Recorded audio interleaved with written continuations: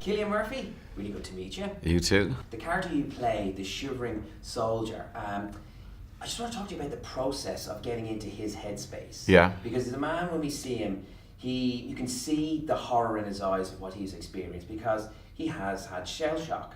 So for you, getting into that character, was it a difficult one to prepare for? Well, you have to do kind of due diligence and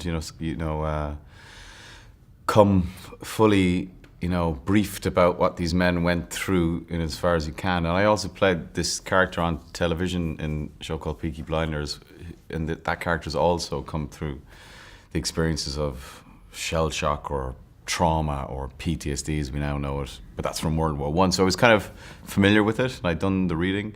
But the thing about it is that there's no one set of symptoms. Each individual reacts differently to whatever the trauma was. So I did a lot of speaking with Chris and a lot of rehearsal and a lot of discussion about sort of how to modulate the performance and how he would respond to different characters. Now, your character in it, we never find out his name. Yeah. So why do you think that is, as a matter of fact? Well, I discussed this with Chris, and he's asked his name by Mark Rylance's character, and he declines to give it. So either he's not willing to, or he can't.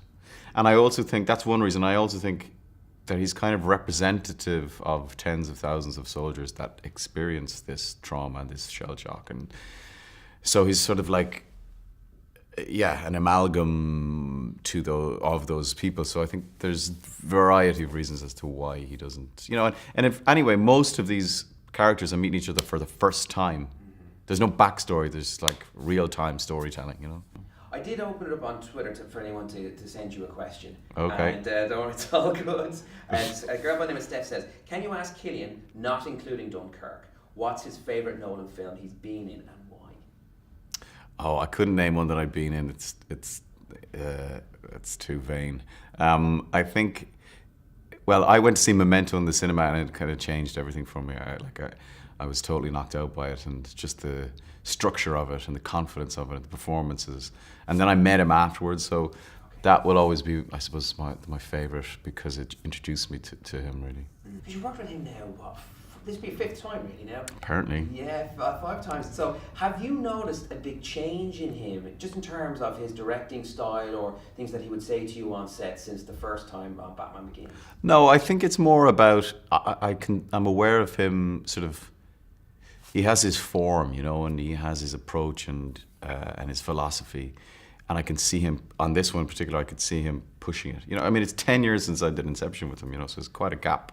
So, but I can see since then, he's really pushing the form with this one in terms of, things being as realistic as possible and putting the actors in the real situations in an effort to put the audience, therefore, in the real situations, Just to kind of go off on a little tangent, just on Peaky Blinders, and think that being a massive David Bowie fan, and you know where I'm going to go with this, the fact that he sent you pictures prior, obviously, to his death, but of him dressed up, was it as your character or very much just doing the whole cosplay thing with it? No. That story's gotten legs and run. Like, he was into the show and he, wanted his music to be used in the show. And it was very humbling, and very sort of, for someone who grew up listening to David Bowie, that was a massive honor and privilege that he, was interested in the show and was keen to be involved, so we were all very humbled that he was, and we used the music in the last series, 28 Days Later is one of my favourite films, Cillian. I absolutely love that, and that was a massive gear change for you just in terms of your career. And to play the character of Jim, and not obviously without spoiling the ending, there is some resolution to your character.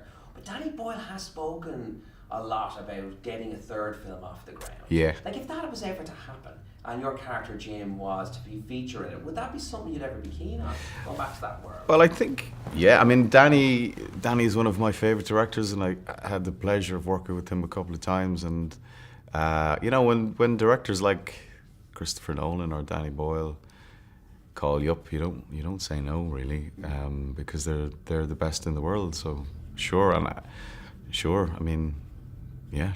I heard a thing, I don't know whether this is true or not, because I know those desolate scenes in London, and I don't know if that was shot like on a Sunday or whatever it was, but to try and keep people at bay, from getting into the shots, they hired models. just to try Yeah. and just camp people. I didn't know if that was just like a bit of an urban myth. You're reading the internet too much, man.